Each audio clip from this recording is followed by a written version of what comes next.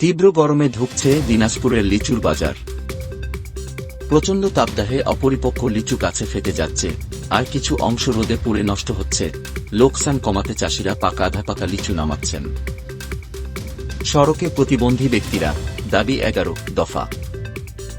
নতুন বাজেটে ভাতা, শিক্ষাবৃত্তির বরাদ্দ বাড়ানো সহ 11 দফা দাবিতে ঢাকার শাহবাগে জাতীয় জাদুঘরের সামনে সড়কে রোববার সকালে অবস্থান নেন একদল প্রতিবন্ধী ব্যক্তি। পরে সেখান থেকে প্রধানমন্ত্রীর কার্যালয় অভিমুখে যাওয়ার চেষ্টা করলে পুলিশি বাধার মুখে পড়েন তারা। তাপদাহে থেমে নেই শ্রমিকরা। তীব্র তাপদাহেও ঘরে থাকার জন্যই খেতে খাওয়া মানুষের। সংসারের চিন্তায় প্রতিদিন কাজ করতেই হয়। ঢাকার সোয়ারীঘাট এলাকায় প্রচণ্ড গরমে কাজ করে দিন শেষে ঘামে ভেজা শরীরে ঘরে ফেরেন শ্রমিকরা। তীব্র গরমে মিরপুর টেস্টে বিরতি বাড়ানোর পরামর্শ বিসিবি চিকিৎসকের। সম্প্রতি সিলেটে ওয়েস্ট ইন্ডিজ দলের সঙ্গে বাংলাদেশ দলের সিরিজে দুই দলের সমঝোতায় বাড়ানো হয়েছিল বিরতির সংখ্যা। আসসালামু আলাইকুম, খবর পড়ছি আমি মোহাম্মদ মহাসিন রুবেল। এতক্ষণ আপনারা সংবাদ শিরোনাম শুনলেন, এখন বিস্তারিত। দেশে প্রচণ্ড গরমের মধ্যে ঘন ঘন লোডশেডিং যখন জনজীবন বিপর্যস্ত করে ফেলছে, সেই সময়ে বিদ্যুৎ নিয়ে সংসদে দেওয়া কণ্ঠশিল্পী মমতাজ বেগমের পুরনো এক বক্তব্য ঘুরছে সামাজিক যোগাযোগ মাধ্যমে। ভাইরাল সেই বক্তব্য নিয়ে ট্রল করেছেন অনেকে, তবে পুরনো সেই বক্তব্যকে এখন ভুলভাবে উপস্থাপন করা হচ্ছে বলে দাবি করেছেন সংসদ সদস্য মমতাজ। মঙ্গলবার রাত 12:30টার দিকে ফেসবুক লাইভে এসে তিনি বলেন, সত্যিকার অর্থে এখন গ্রামে গেলে কেউ বলেন না যে আপা 2টা মিটার দেন, 5টা মিটার দেন, বিদ্যুৎ লাইন দেন। মিটার দেওয়ার জায়গা তো খুঁজে পাওয়া যায় না। এটাই কিন্তু বাস্তব। আর সেই কথাটাই জাতীয় সংসদে আমি বলেছিলাম। সেটার ভুল ব্যাখ্যা দিয়ে ভুলভাবে উপস্থাপন করে অসাধু কিছু লোকজন বাজে কথা ফেসবুক ইউটিউবে বলার চেষ্টা করছেন। আমি তাদের বিনীতভাবে বলব, আপনারা জ্ঞানী মানুষ হয়েও ভুল ব্যাখ্যা দিচ্ছেন, বাজেভাবে উপস্থাপন করছেন। একসময় জাতীয় সংসদে এক অধিবেশনে মানিকগঞ্জ 2 আসনের এই সংসদ সদস্য বলেছিলেন, এতগুলো কাগজ চলে আসত, বিদ্যুৎ চাই, বিদ্যুৎ চাই। আমি সে সময় বলতাম, বিদ্যুতের এমন অবস্থা শেখ হাসিনা করবে যে আপনারা ওই যে ফেরিওয়ালার যেমন ঘুরে আর বলে চুরি রাখবেন নাকি ভাই, এরকম বিদ্যুতের অবস্থা আমাদের হবে। আমাদের ঘুরতে হবে, বিদ্যুৎ রাখবেন নাকি ভাই, বিদ্যুৎ। তবু আমরা কাস্টমার খুঁজে পাব না, গ্রাহক খুঁজে পাব না। আজকে কিন্তু তাই হয়েছে। আজকে আর মানুষ বিদ্যুৎ চায় না।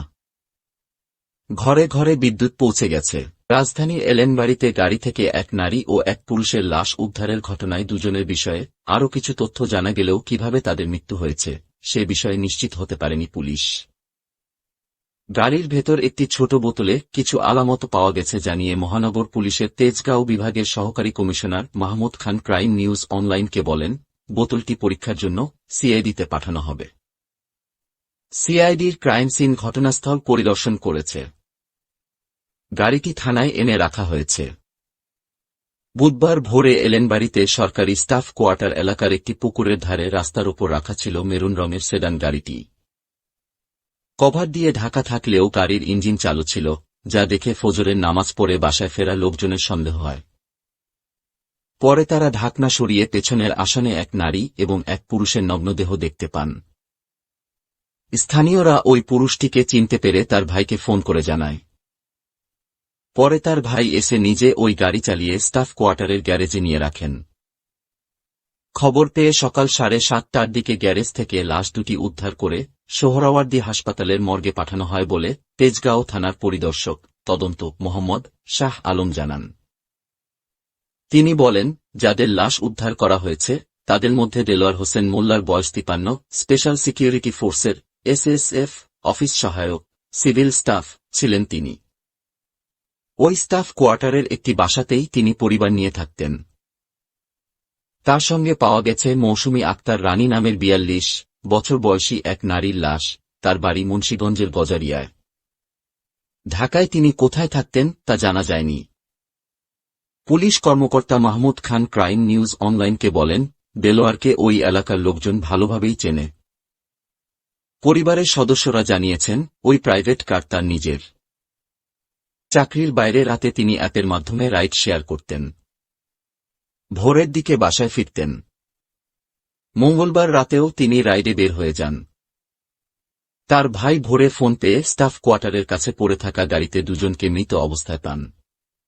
প্রচণ্ড গরমে নানাভাবে লিচু নষ্ট হওয়ায় এবার দিনাজপুরের চাষিরা ন্যায্য দাম পাচ্ছেন না বলে জানিয়েছেন। এছাড়া স্বল্প পরিসরে ফলের বাজার হওয়ায় পরিবহনেও একটি অংশ নষ্ট হচ্ছে বলে তাদের ভাষ্য। এ কারণে ফল ব্যবসায়ী ও কৃষক উভয় পক্ষই ক্ষতিগ্রস্ত হচ্ছে বলে তারা জানিয়েছেন। চাষিরা জানান, অনাবৃষ্টি আর প্রচণ্ড গরমের কারণে এবার লিচুর ফলন কম হয়েছে। তাছাড়া প্রচণ্ড তাপদাহের কারণে ফলের একটি অংশ গাছের অপরিপক্ব অবস্থায় ফেটে যাচ্ছে, আর কিছু অংশ রোদে পুড়ে নষ্ট হচ্ছে। তাই লোকসান কমানোর আশায় চাষিরা গাছ থেকে ক্রমান্বয়ে পাকা লিচু আগে নামানো, লিচু না নামিয়ে দ্রুত নামাতে শুরু করেন, একসঙ্গে অনেকগুলো অর্থাৎ পাকা লিচু নামিয়ে নিচ্ছেন। এতে বাজারে চাহিদার তুলনায় সরবরাহ অনেক বেশি। ফলে চাষিরা ভালো দাম পাচ্ছেন না।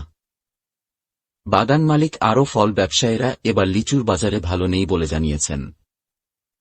বাগান মালিক মোসাদ্দেক হোসেন ক্রাইম নিউজ অনলাইনকে বলেন, এবার বৈরী আবহাওয়ার কারণে লিচুর ফলন কম হয়েছে এবং দানাও ছোট হয়েছে।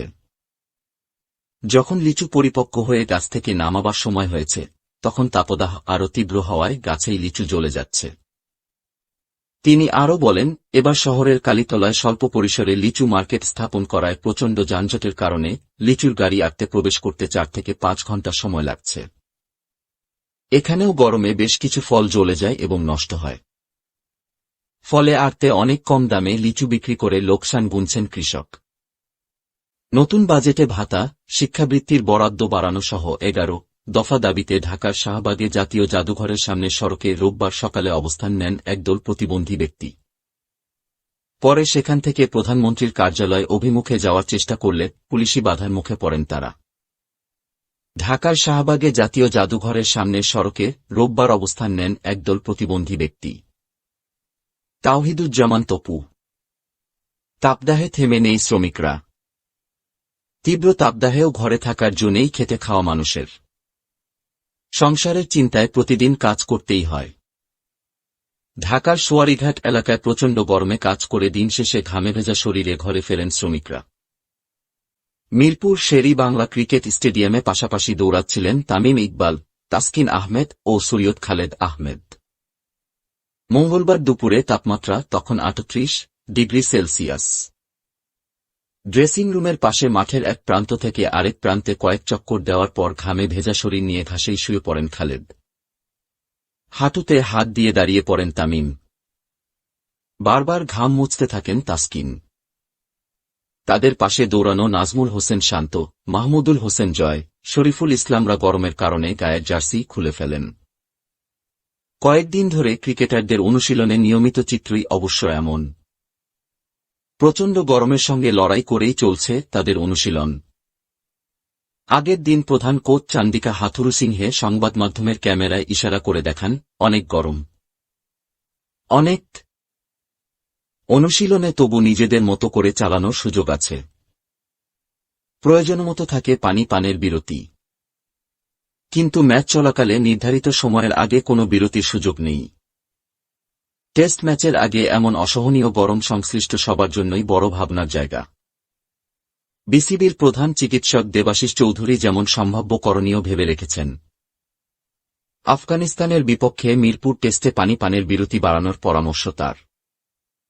5 দিনের টেস্ট ম্যাচে সাধারণত দিনের খেলায় 2 ঘণ্টা পরপর থাকে সেশন বিরতি, আর প্রতি সেশনে 1 ঘণ্টা পরপর দেওয়া হয় পানের বিরতি। এখনকার মতো খবর এখানেই শেষ করছি। পরবর্তী খবর আপডেট পেতে আমাদের সাথেই থাকুন।